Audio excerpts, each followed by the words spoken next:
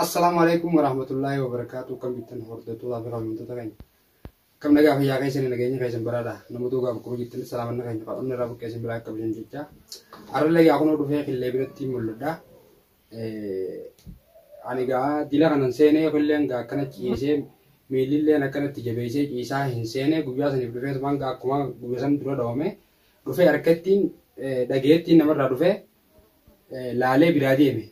Dila kana rakko dila kana sene ini guyas ne namo asin digo do fi kana nikabda tisil mobile jitta yetin ga fannan namni wal go do skese mjiyon takalma jitti nanje mjiyon duba dalaga da demten ya dila kana dila rakko kana kuban kabuture arraga kasitti namma san radda wale numman guyas ne vete akkai sallalu gannetin ga guyas garana daddabenis dawme il motor ka jire churan bira dufe الرازقة اتجابنا ركزنا الدولة أنيس دراني في عجاب الران تري كم بيتن وان الدادة جرا سلم خيسان تري ونو قارب بيران جرا وان قا ويانا هنك بكلين أكو ميسنو قرتان كنو علموني سيسدو بجرتي هاتي مرة هاتي سكو إيجا قويا نمت فيدي قويا تنمني تمتي قرو إيجا نوانينين دقيقة قويا سنيلة إسيلة تليفون عن بيسه إسين نامتي isumat dulu dubbi karate anillen tergon nini ergesan ilmu anafurun yechufin ergemale wa isatu mudafin ergine isumat dubbi ti gode akka namni sanille arkesal latu gode nanjette turtenis gati kishu namo bakifte akkamitti namni uson ilmu arkakabu so hati biren jirre nama wajji ai gode yechudafin anis tikisho ittimu fadde ture isatti garu gaayega kana te millinis tijabeise milli guyasanif kana kaisa dome ita gaba guyasan bikadi ini bahu mesya ini rabe berita ture ita san kubban namni shukuma sinar kanni akkuma jiru kana ga ilmo bira korma taw bira rabbu mana fa guzume salamata ga faddi dandeja. Assalamualaikum warahmatullahi wabarakatuh. Ummata khayya baga jiratan sinja chagaro anille wallahi natija batte kanara an garo arra hamzen garte natija batte tumanille namze te dawale hamzen kuno dufe amadrolle garu dufe tuma baka ganan dahame asna bira dufe nabra hote inille garu chumanu ga ge ninde bani den garra kuno rokotan tetan argeten jechuda dufe je nabra dufe nulale agala togu kanara mo namni garte ati wallahi yoni fi wan bralle na godu batte amje khiya nufte nalalu tani baja taga gara to sinja namni takko fa ila garra dufe elle tikamo jeta je naga futle ni jiru kanara an garu wan bra elle dabu rabbi ngaba rabbi gadi tigarte ilmi nama takko garu sabab sadda jebe ta kanara namni takko yoni fi garte rakonan kaisi rutana wan bralle guru bata ramana danile ta tu barbadani nagal chini bere danja amo saniralle yo isin garte bakka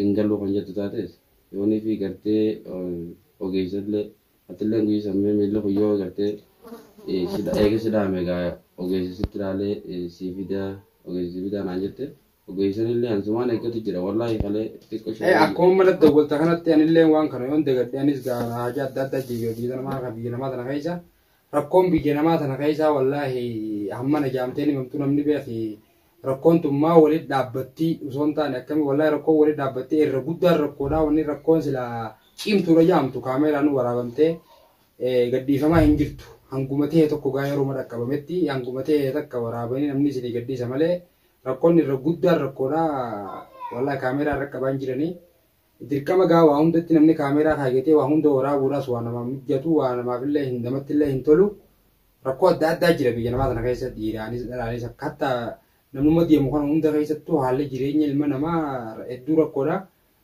Anillee akkumaan jeeni turetti ogeessa sittiin fidaan jeeni ogeessa namni rufeessa shukkuumu ani gaa dila kana akkana dhoobee miillinis akkana hiitee lafeen tuqamtii waa dila siyyaanneen guyyaa saniif hiita guddoo naarra jiraattu malee akkumaan gartee waan oowwisanii harkuma kana wannoo godhan ni deemana fakkaate innis gaan kini rakkaddeef duraanii feenyu waa isinii godha namni kun gamana keessatti qophaadha jira innis gaa nama waanaa godhu niin qabaa namni jiyyoon takka na bira ni jirti jennaan gaata wallaa takka sanumaaf hundaafuu isa dagadde akkasiiti gaa wallaa yarraan tanaa wanni nu dirqamsiise gaa kanaafillee rabbummaa naaf fayyisu dilana rakkoo tana gartee amma rakkoo seenee jira rakkoon rakkuma akkanaati dirqama kun akkuma mool bira jirutti duraanis gaa waliin taanee rakkoo namarra dhuftee furra jechuudhaan khiyaanaan dhuftee khiyaanaan dhokka dhuftettis gaahinaaf ne kun rakkoo kanaa qillee irra fiddee qilleen rabbuma naaf eeggisu malee maaliif beektaa yoo rakkoon takka dhufte yoo nuti wal bira dhaabbanne namni nu duubaa dhufee wal bira nu dhaabbatu hin jiru nu waan wal bira jiraata gaa innillee gartee afaanii waan fedhellee haasee haadha manaasaa waliin mana isaa keessatti rakkoo fiddeeti wanni tun isarrallee rakkoo fiddee ilmoo isaarrallee rakkoo fiddi guyyaa sanillee kan hin dhufu jechuun ilmoon sunillee inni dhukkuba ture ilmoo tana gaa rabbiin isaa fi isaan marachuutu rabbiin haa fayyisu ilmoon silaa haadhumaan tolti haatillee gaa akka gabbaateen dirqama ilmooti jeniin fudhadha jechuun hin dandeessi ilmoon haadha biraan tolti hanga jidduu laalanii gartee rakkoo isaan lameen jittu sana laalanii furamtuutti innillee silaa dubbachuu hin qabu ilmoo silaa numa kannee fi bareedanaa ture gabbahee wanni jaalatan dhugumamoo illee wanni gabbaateetis dubbii kadhatamoo isaan kana atii fiifuu gartee namni rakkoo keessa jiru namni ilmoo harkaa qabu akkamitti gabbahee dubbii nama godhame.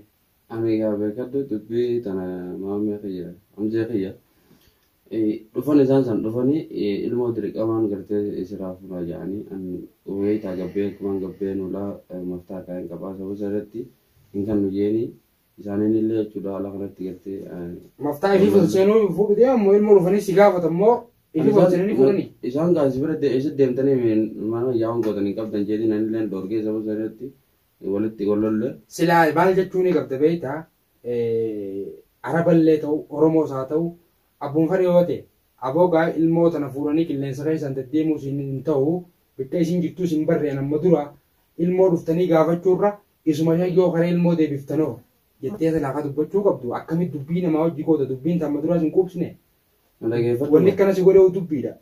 Dhugaadha namni kun beekadhu yoo afaan nagaatiin gaddaa si gaafate wayyaadha isaan suni lolaaf dhufan malee waan biraatiif hin dhufne nu dhageeffatu. Akkamiin lolaa dhufuu isaanii beekuu dandeesseeti? Lolaa dhufuu isaanii kan beekuu dandeesseeti. Namni kun beekadhu akkumatti anis waa lafaa kee nama kana akkamatti gartee waa ittiin bu'u beekadhu amjee kiyya.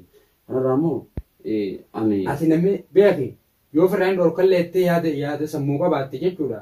Namni alaasitti dhufe tokkoo fi mana keessa jiru adda. Jaayisi teessi dhufa namni alaa dhufu kun yoo dubbiin dhuftees akkana taana jechuudha wal mariidhaan dhufa.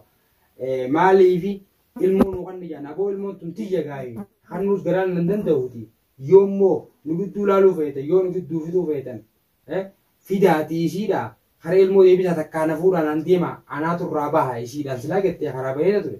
Dhaggeeffatu namni seeqii dhugaadha namni biyya tana keessatti namnummaan tokkollee kan jaartiin eega addaan deema waliif fayyisuuf yaadu hin jiru. Kanuma gartee addaan baasuuf deemoo taate malee. Hubachuu qabdu. Kan hunda gartee itti dubbattee. Dirqama akkas jechuun qabdu hubachuudha qabda. Hubachuu qabdu. Kan hunda ofirraatti dhiisee jechuudha akkumatti maaliif namni walitti isin deebinaa isanii finneeti walitti isin aarsinee biyyoo bira deebinaa odoo naan ja'anii yoo ishee kannee fi eega ishee firraariiti maal aadaa fi maal faddaan baaftaa naan ja'anii bira ayyeen kannuu fi maal fiddan jennee sababa maal fiddan jennaan isaa irratti waldaan. Silaa hidha taate malee silaa akkam godhuu qabdu turte beektaa? Ilmoo haya anuma gaisaa fi isin hojii yoo liniin deemaa jettee dukka isin jirtu sanis baruu dandeessa. Hamtuun isin jirtu hin dhufne. Afaanii wal dhabdan. Badala akkanatti eetis dhoomtee ilmoo bira jiiftee ilmoodhaaf maa godhuu hin dandeessu. Matuma keetiifuu obboleettuu maa godhuu hin dandeessu. Mataa keetiifuu wanta godhachuu hin dandeessu jechuudha.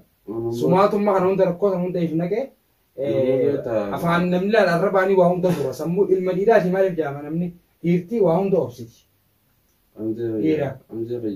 Lala qofaatu mudanne malee ilma dhiiraa tokko waa hedduu mudata. Obseetiin irraa maaliin gara waan gartee dafee akka namaa fudhadhaa amma garuu. Wanni deemaa ture san ammata akkana dhageemaa hin jirtu. Wanni itti oofaa turte san gaafa akkasii lolteetuma namaa qabamuu iddoo akkasii fiitu san na dhageemaa hin jirtummaan laalaa ta'eetii fi ilmootanaatu gartee na dhageemu jira malee na dhageemaa hin jirtu wanni biraan. Silaa hunduti gaafa rakkoon dhufte numaa kooleetii wal bira jirra. Ati akkasitti iyyaanne garuu akkasitti iyyaanne anumaatu gartee waa hundaa'u namaan hin geeddu yoo duute namaa si awwaala yoo fayyaa dhabde namaa walii keessi qaba haati manaa kee bira jiraattees waa hundaaf namni kun ilmi namaa jechuun namni nama bira jiraachuun maallaqa qabaachuurra nama qabaachuu wayya. Wallaahi amtee fayyadu guba garuu mammaan tana hunda nutti dhagaamte kanarraatillee nama. Amma osoon guyyaa sana akkasitti asi dhufuu baadde maal akka taatume anillee dhufee waan isii godhe takka hin qabu. Garuu waan xiqqishuma gartee sagalee illee siitee ati as teessee amma asii booyaa ooluun ilmoo of jala keessee ilmoodhaa hojii rakkachaa ooluun ilmoo tana ilmoon tun guddachaa deemti yoo ammallee qoonqoo nyaanne jechuudha ilmoon tun ilmoo daa'ima ilmoo amata lama amata sadii geessee miti ilmoon tun ilmoo baatii jahaati qoonqoo nyaachuun geenye xuuxoora feeti gabbaatee bishaan sana uwwiftee fi aannan umusana yeroo dhooftuuf nama feeti akkamii yaaddee fi jireenya kana kanaafati. Ani gaanuma kan danda'u gabbeetumaan gartee ulee dhaabbadhee uwwisaa fi gabba uleen dadhabama gartee suuqatti arabuma irra dabareetumaan arabnummaan amanuma kanatti naaf iddaa waan itti raammadhee guutu. Kanarraa garuu ati arraan tana waan dhufuuf ati. Arra maallaqa harkaa qabda maallaqa harkaa qabaattu sangi taatee hubee namni huyyoo dalaga irra hin jiraanne manuma keessa taa'aa oole. Wanni harkaa qabdu waan fedhe taatu hin dhumti. Arabni wallahi arabni gartee yoo maallaqa harkaa hin qabanne namni tokko hasii ergamu hin jiru namni tokko hawaasii godhu hin jiru. Yoo har'a yoo dhibba takka hawaasii bite dhibba lama sirraa fedha. Sama akkasuma beekamaadhaa garuu immoo hangaan gartee harka jirtu gartee sanuma rakkoo faayisaa gaafa bahus bahu baaddos. Bahu rakkoon ilmi namaa tokko rakkachuun waan jiraati rakkoo kan isaanii baata. Akkanatti hin haftu anu maaltu na fide rakkoo san seene rakkoon san rakkoo biraatti fidde malee furmaata isiin harkatte hin jiru. Ammoo rakkoon silaati rakkoo seenteef san furmaata harkatte tatu waan isa jechuudha. Furmaata harkatte amma warri silaa rakkoo isin nagees jireenya keessa jiran. Ati beekee gaarii nama biratti haa osoo hin ta'in nama kanaa wajjin dhaabbadda saba kiyyaa qaama kiyyaa nama saahiba waliin jaamu tokko yoo tola ooltummaa dalageef irra wayyaadee jechuudha waan kana seentee khiyaanaa keessatti dalagdee waan sanuu balleessitee sawaaba dalagattees rabbi biratti illee balleessitee ilma namaa biratti balleessitee ifiifillee tana ofirra muddee turyoonii fi gorsa siin taane fuulduraafillee wanni irraa gorfamtu takka hin jirtu jireenyi ilma namaa kana keessa wanni rakkoon dhuftu tun fakkeenya namaa taati fuulduraatiif. Amzee jedhu gaadha wallahi waan hundaa argeetiin jira garuu immoo takkaa garuu akka irratti rakkadheetis hin beeku maaliif namni gartee dhukkubsataatuma haa rakkataatuma rakkoo fayyisaa illee ba'a. Rakkoon gartee fayyisaafuu wallahi amzee biyya namaa tana keessatti rabbiin mataa fi nama dhukkubsini namaanillee gartee ta'e walitti yaa rabbi nama walitti nunkaasiin jaanee kadhatanii maaliif namni gartee ilmoo namaa kanaa yoo dhukkubee nama dhukkubeehu obboleessa si qabee geggeessi qaba yookaan immoo abbaa keetii fi haadha keetii hordofee si qaba. An kanarraa immoo kan hundarraa haati manaa gartee ilmoo eeganirra dhiite.